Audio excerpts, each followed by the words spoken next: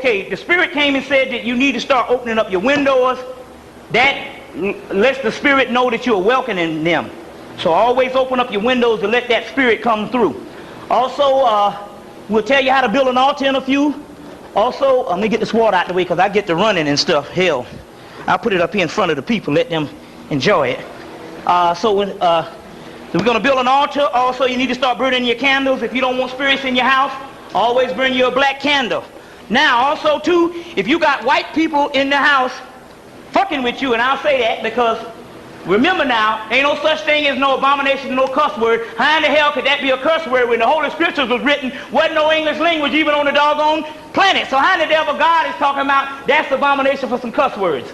That's fairy tale, and that's based on what you would call European culture. So since we have adopted that for our official language, you see what I'm saying, and we use that as far as putting emphasis on it, we'll say a few of those every now and then. We won't get too doggone out of the hand. But on the other hand, if you got white people in your house, in your job messing with you, this is what you must do. Also, if you got some Negroes messing with you and you want to get them off your back. Now, first of all, what you need to do is, let's say if a brother say, next time I see you, I'm going to tear your behind up, I'm going to shoot the hell out you, or whatever. Or somebody always calling your house messing with you, or either the bill collectors or the white man, or on the job where everybody got this on the job where the cracker making it hard for you and all this kind of thing. Trying to get up in your face and want to make you get fired or whatever, want to make you resign. This is what you do. You get you a black, this is coming from the Yoruba ritual. Now you're going to get you a brown bottle, either a beer bottle or a root beer bottle. You know the brown bottles. Beer bottle or root beer bottle. And you take it and you put you some coffee up in it.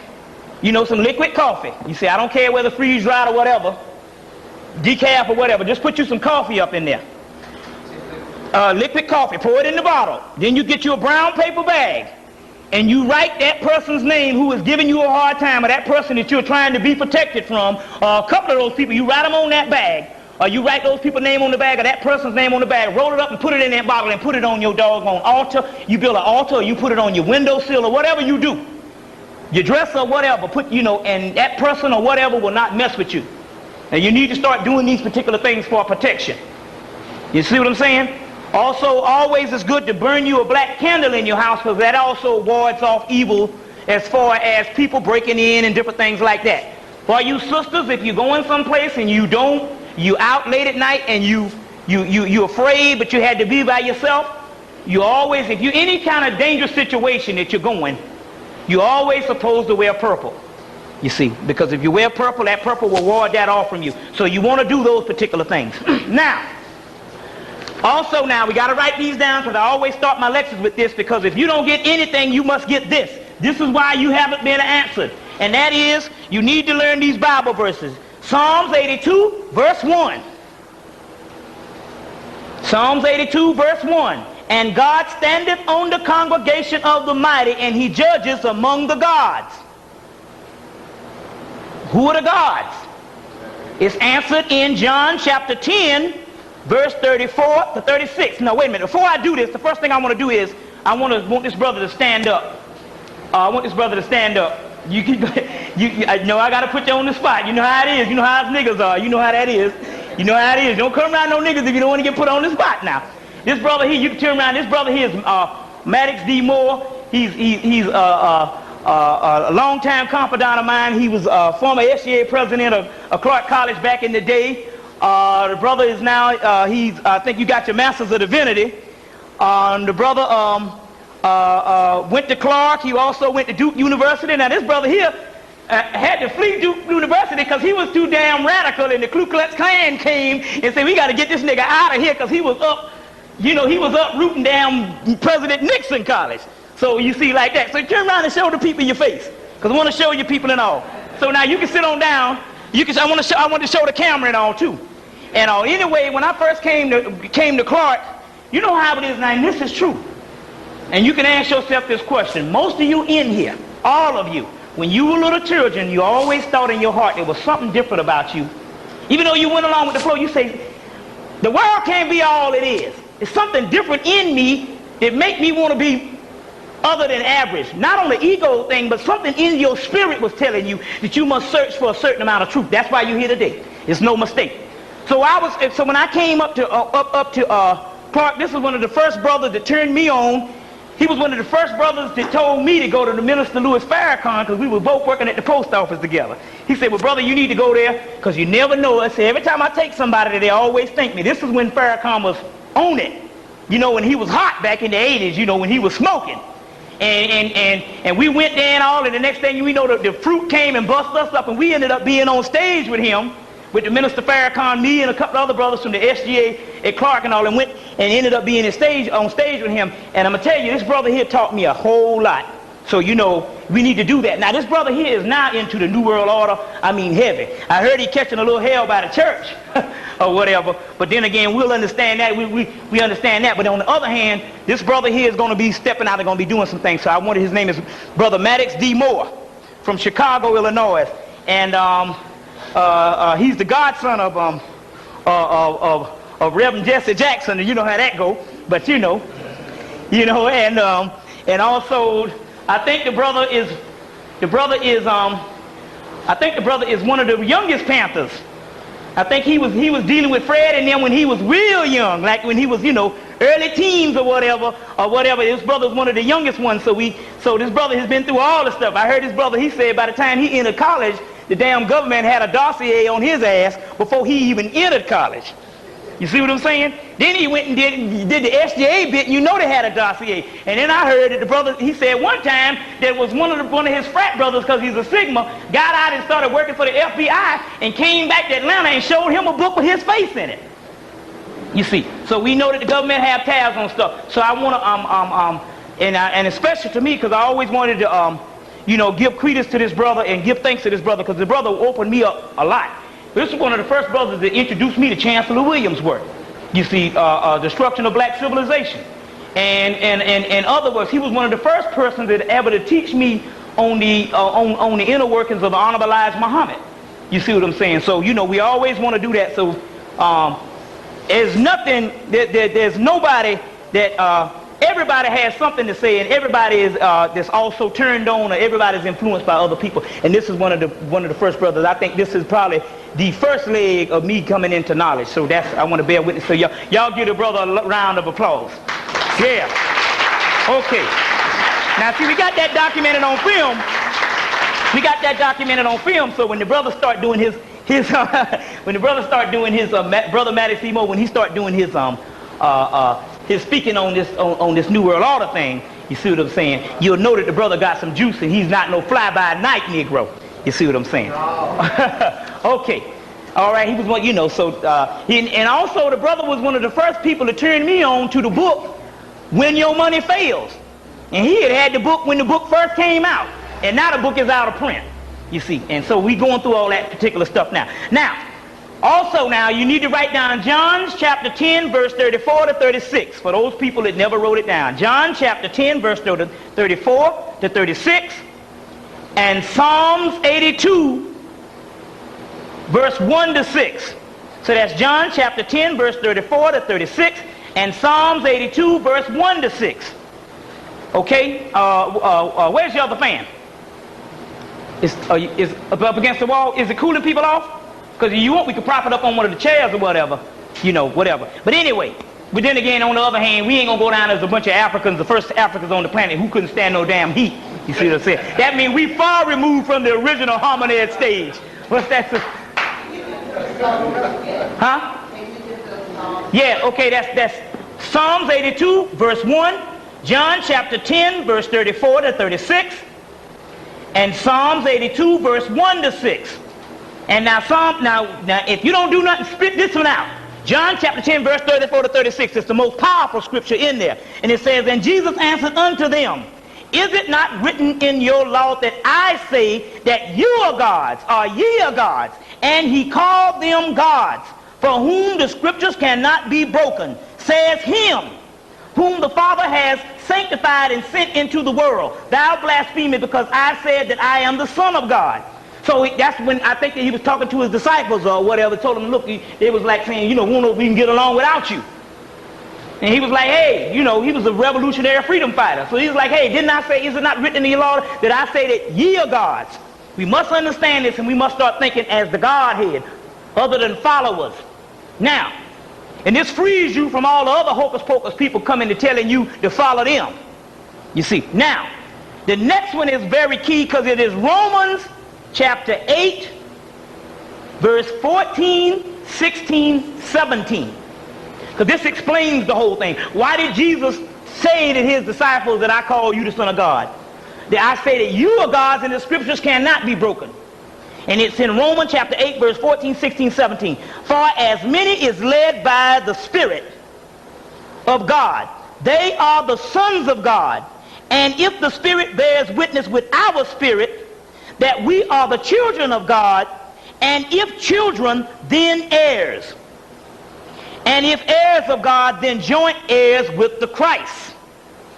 You see, that means that Jesus is the example.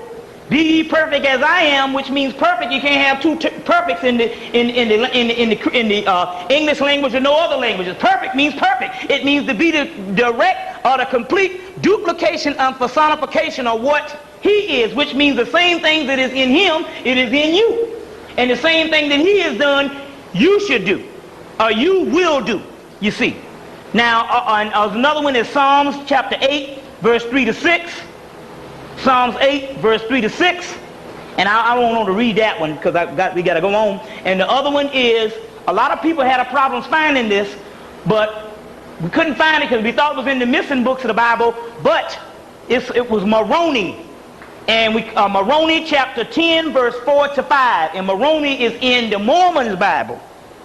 You see, it's in the Mormon's book. You're supposed to read all books, even their books. But remember, all books, he who knows one book knows none. There's no religion higher than truth. You see what I'm saying? So therefore, and when we say the many gods, there's no such thing as many gods. There's only the archetypes of the collective unconsciousness. The one God of the God one. When you see the 99 attributes of God, when you see the netters, Allah has 99 attributes. When you see the netters of God in Egypt, those particular netters that you see, when you put them together, they represent the God one or the one God. You see, or whatever. It's talking about the different archetypes of the God. God is too damn vast for you to put it into one type thing, because when you don't understand the full implications, you end up going in fear of God.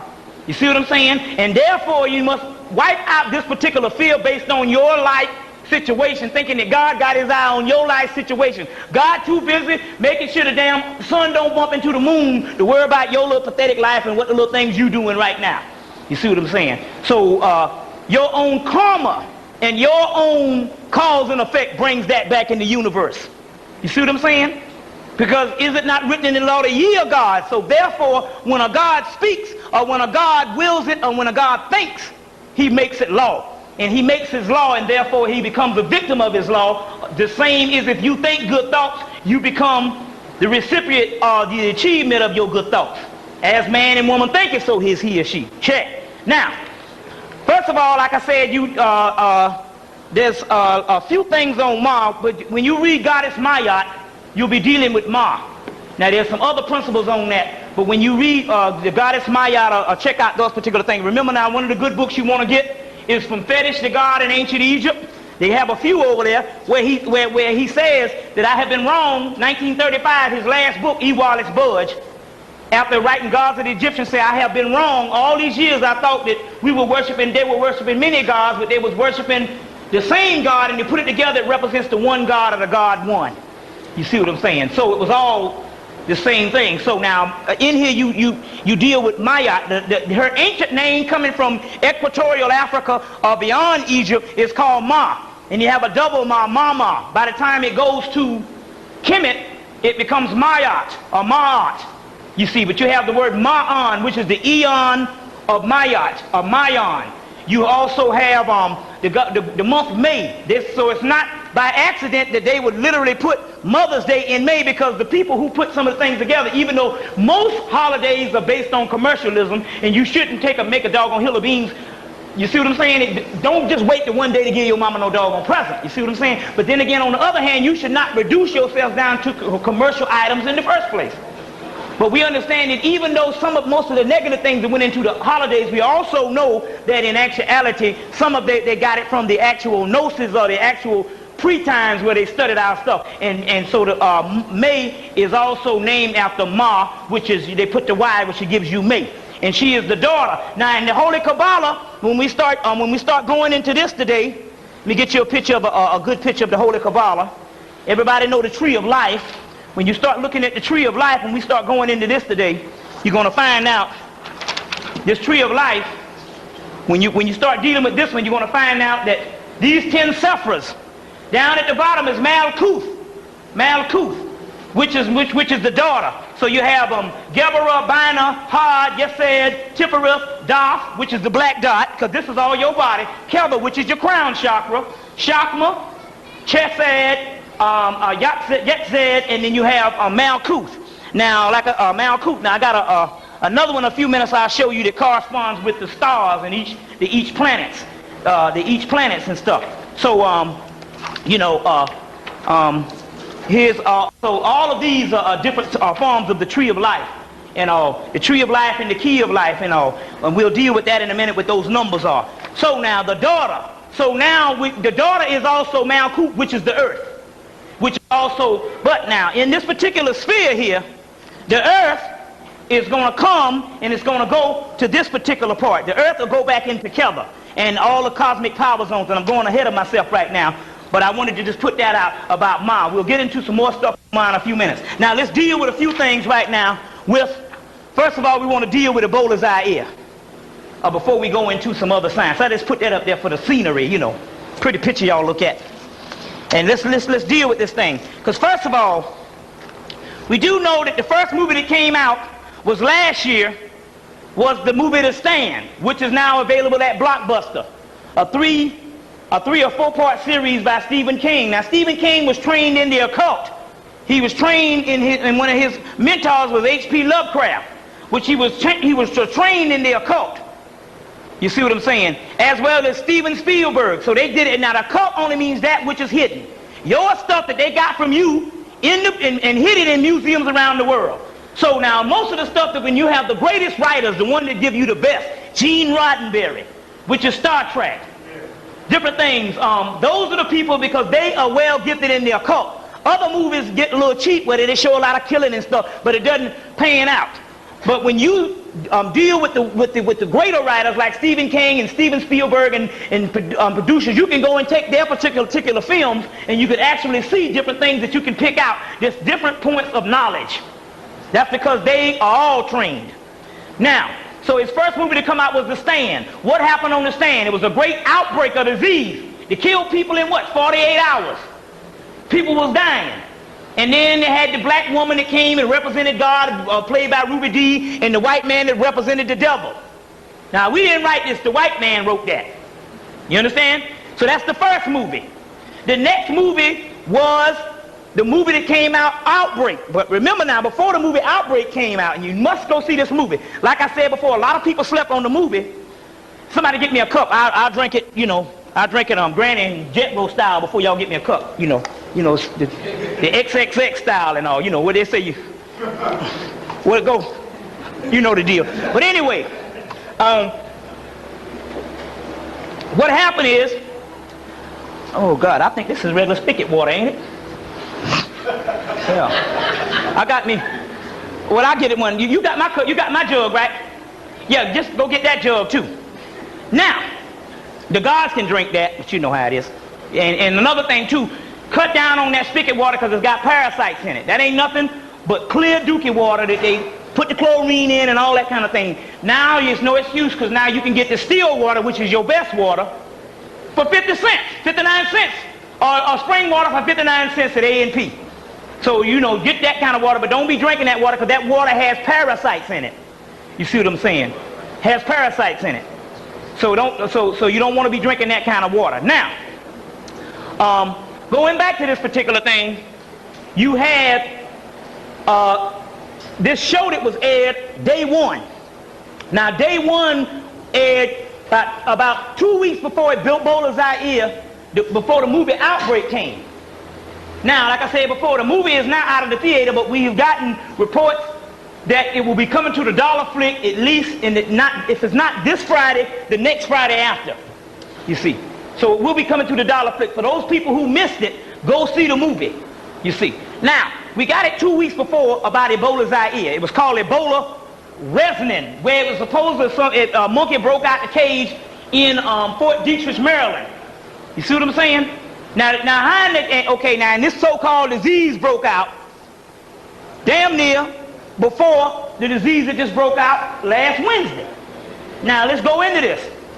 They started talking about this disease and all of this particular thing, and I said, well, that's going to be the next thing that's going to hit. Then they started advertising the movie. The same week that they did the day one special, they started advertising the movie Outbreak. Now, they advertised the movie, and when we went to go see the movie, when we got in the movie, first of all, we saw Outbreak. That showed you the strain, the actual strain. They showed you how it looked. Then they showed you that it was called Ebola Zaire. Now, then what happened? We go see the movie. The movie is named Ebola Zaire. The disease is called Ebola Zaire. You see what I'm saying? Now, correct me if I'm wrong. We must analyze everything. Everything. You see. Because nothing is by chance. Nothing is by coincidence. The cracker don't work on coincidence. You see what I'm saying? It's only a coincidence because you've been allowing him and giving him the excuse to say, no, he ain't evil, even though he's killing us. So therefore now, when you go and you see this movie, it's Ebola Zaire, in the movie, you know something's going down. Okay, this is the next thing. So the movie they show, now this is the key. Now you must, if you can still find some, go and get the, what's the name of the book? The Outbreak book, the little $4 book, the little $4 softback book, paperback book that they always put out before the movie. They doing the same time of the movie. They put one out for Stargate also. And get the one for Stargate if you can still find it, because it's got more in it. It goes into the myth on how Ra came about. But when we start getting into the science, we're going to tell you that Stargate was actually on it. Now, even on a greater level. All right. In the movie it says 1967. By the time the TV movie comes out last Monday, it's 1976. I'm going to tie all this in. Just start thinking for a minute. And they go into Africa, they find these people with this disease, they drop a bomb on them, kill them, and they take the strain back, they was operating on it, they make this particular drug and all this. Then the strain breaks out again. So it goes 1967, then it has present date. Now they didn't put the date in the movie because they know most black people go to movies. So black people go to movies, they know black people don't read. So therefore, when the little paperback came out, and I was up in doggone Publix supermarket, and said, let me go over here and see this. I saw the movie. I said, let me just go. Something said, go and check the book. So you know what it is. Now remember now, at this particular time, you're going down, you start dealing with more spiritual things. You have a first voice and you have a second voice. Always listen to the first voice, because you got an angel that sit on the right of you and one that sit on the left of you. They get all this from metaphysics. Always listen to the first one. You see what I'm saying? You know how that is, because you say, damn, I should have did that. Now, something said, go look at the book. So I went and looked at the book, and in the place where in the movie they had 1967, then they had present day. In the book they had 1967, and then in the part where they had present day, they said August 15th, 1995. Now most movies don't even put the dates now, because those movies can become dated. Because this is a movie of futuristic, it can cover a large span of time. So why are you going to be specific in the book? 1995. That is because they knew what time it was, and they was trying to show the ones that was on it, as far as the white ones, or what time it is, or they was trying to create this particular thing in people's mind. Okay, then the X-File comes out about 2 weeks ago. The X-File, the TV show, the X-Files. And they have their own rendition. They didn't give the name Ebola. They just said this disease, and everybody started dying. Then the movie Virus comes out last Monday. Here again, it's Ebola. Now, in the Outbreak, they got the CDC. They have Fort Detrick, Maryland. In this movie, they got the CDC. And I think they did have Fort Detrick, Maryland. I think in this movie too. Now, mind you, if anybody saw the damn Strecker memorandum take, when they was talking about AIDS, what did they have? Fort Detrick, Maryland, the CDC. You see what I'm saying? So now how is it that you got two doggone biological germ warfares that you calling viruses, but even if you're going to front the virus thing, why is it this time the same damn disease is jumping up again in the same places? Okay? So now on this movie, they have it, and then what happens? All of a doggone sudden, 2 days later, the virus breaks out. But when they said the virus broke out, what was the first thing they said? The first thing they said was that the virus that broke out, they said that it had a 2-week incubation period, and almost 100 people had died when they announced it. So that means that the damn government already knew it. So by the time they put it on TV, they knew what time it was, because what happened? It wasn't no virus. We can't be thinking virus. We know that the government planted it. You see what I'm saying? Now, most people in the consciousness, there should not be no mistake that this was a germ warfare. I know when you go home to Mississippi, Alabama and stuff, and you tell your parents, and the first thing your parents will say was, oh, you think they did that? Oh, you think the government could do that? But you're supposed to know better, because you have had, so some of the people that's just coming in, you should supposed to know better based on spirit. But some of the people that's been in the Afrocentric community for 10 years, 5 years, or whatever, you should know this by now, because they had enough evidence on the AIDS thing. Right? Check. Okay. Now, it goes on that in this particular movie, the one on Monday night, how did they administer it? They showed a little boy and a little girl, a man with a girl, and he had a gun, which was the same kind of gun that they used for immunization. You understand what I'm saying? Now, we know that the whole immunization thing and the whole Atlanta project, and we know all of that is based on the whole Global 2000 with Jimmy Carter. You understand? So then what happens in the movie, he runs out there and starts trying to shoot. The woman go back to her apartment, and this guy busting through the door with the gun, trying to shoot her with the gun. Some fool running around with a damn gun, trying to immunize her with Ebola Zaire. You see what I'm saying? Now, that goes back to the actual Atlanta project. Now, this is what we got. Like I said, I want to say these things again because I said it the other night. We had this because what we do is we always check things on the spiritual realm. And all you have to do is, we got enough spiritual gifted people to go and ask them serious knowledge where you would get the truth, than to go in and ask them what sign I am and whether that nigga coming back or whatever type thing, or well, I'm going to get this house, or whether I'm going to hit the lottery or whatever. You can use it to hit the lottery now too, but we'll get into that in a few minutes. But then again, that shouldn't be your primary focus. Because the more you learn to live without, you understand, the better off you will be, you see. Now, we got this, that in actuality, that they are going to, since it's a disease that is dealing with, since it's a disease that's dealing, that they cooked it up, that means the disease is already over here, or the virus. So what they're going to do is, the first thing they're going to do is, because every time we look, most of your black people run to the doctor, because they got all these damn free clinics. Like I said before, when I go to the doggone clinic and a man tell me he gonna pull 4 teeth for $14 a piece, when it costs $50 to $100 to pull 1 tooth now, you know something wrong, you see. But you know, I went to the free clinic, man, so I pulled 4 of your teeth for $14 a piece. I said, no hell no you ain't, because we know that that's something wrong. Okay, then all of a sudden, we know these free clinics and we know all this stuff, we know how they administer the stuff. Now, Deborah Blair already came and told you that they're gonna start giving you these AIDS tests and gonna find out that you HIV positive. Well, come to find out, he was right. But the disease that they're gonna use is Ebola. Now, my man is, now we got the revolutionaries. I'm not telling people, if you got a gun or whatever, if you wanna go kill somebody, that's your business. But what I'm trying to tell you, like Honorable Elijah Muhammad said, you can't fathom the depths of what this beast will go, and you better be ready to correspond. You're supposed to fight him on a higher level. Now the juice is coming for you to fight him on a higher level, and you want to get down there and match wits with him, but his nature is evil. So now the brothers, now Dale Jones attacking me, Deborah Blair, a couple other people that's dealing with metaphysics, he's attacking me now, attacking other people now, because they're into the revolutionary. They want to get the 1995 Black Panther Party going again.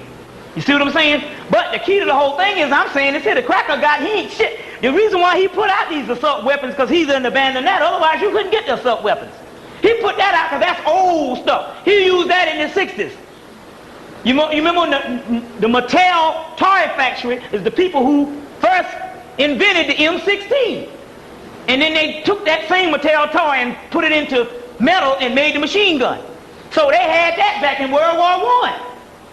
You see what I'm saying? Now, the key to that is, he abandoned that for the simple fact, the only reason why you can go and buy these Uzis in a damn pawn shop is because he got a greater weapon now. So the Ebola Zaire, hell, you say you a revolutionary, he dropped that on you, what? You got doggone 8 hours to fight.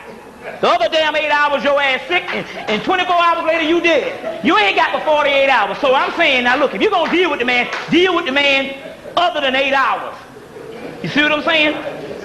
You see what I'm saying? Other than 8 hours. You shooting bullets, he's shooting little pellets with the shit in it. And I'm saying you got to look at this kind of stuff. But there's a greater way to do this thing. So now, based on this, they're going to conclude that black people over here have come down with the Ebola. The reason why they showed you the movie Outbreak and they showed you that it was airborne, at first they told you that the disease could not be airborne. So they showed you what happens when it gets airborne in the movie. That's for the hysteria. The reason why they told them that is for the simple fact, once the first people going to come down with it, you best believe it's going to be some black people. Because it's meant for you. Because it's a government warfare. So now when this thing comes down, the first thing they're going to say is look, we know we have identified a group of people with the race that is in. So therefore, we got to quarantine them we got to quarantine black people for the simple fact that we don't want it to get airborne for the rest of America. And this sets up what? The King Alfred plan. Now we know that they've already closed down 37 army bases starting from 1989 up to now. That ain't including the concentration camps that they refurbished with from President Carter did from the Japanese thing. So we're talking about 37 facilities, and that's just army bases. Now, this constitutes, based on the Atlanta project, and let you know that this is coming in your back door, Atlanta being 85% black. And they're going to close down 13 high schools. And all it takes for a concentration camp for 13 high schools, 13 black high schools. Now, wait a minute. Let's think about this for a minute. If Atlanta is 80% black, we talking about Fulton County at least, where they had to build a 285 to contain you, and since they built the 285, black people has moved outside of the perimeter now. So many black people out there, they're starting to build a 385. Now, if they closed down 13 schools. Remember Hosea Williams about to get locked up because he went in there and took over the meeting and all this here, and he had them ghetto people with him, and they was ready to throw down. And they should have went in there and cracked some heads and shit. You see, because he had the right brothers with him now. You see what I'm saying? What up, fool? So he had the brothers with him to do it. See, if I'm gonna get down, I'm gonna get down with the ones that are getting shot in the head every day with the drive-by. That's the brother I want on my side. So now, anyway, they closed down 13 schools. Now, the next thing we know about them closing down 13 schools, let's say at the next fiscal year, what they going to do with all those people? Damn well, you know, doggone well, they're not closing down 13 black schools to go, for these 13 black schools, for white people's sake, because we want them to go to school with us. You see, and they closing down, in Carver, one of them? Now, how in the hell they going to close down Carver, which is around Carver Homes, and white people saying we want the people from Carver Homes to go to Buckhead or Marietta or wherever? Come on now. The reason why they're closing them down is because they don't intend for you to be in school next semester. But they got to have that physical budget set before the school closes so they can know how much money to allocate to the schools that they are going to keep open. So therefore they had to close them down now. Now what's happening to those schools? They're showing you what they're doing to the projects in doggone Chicago, New York, and all. They're putting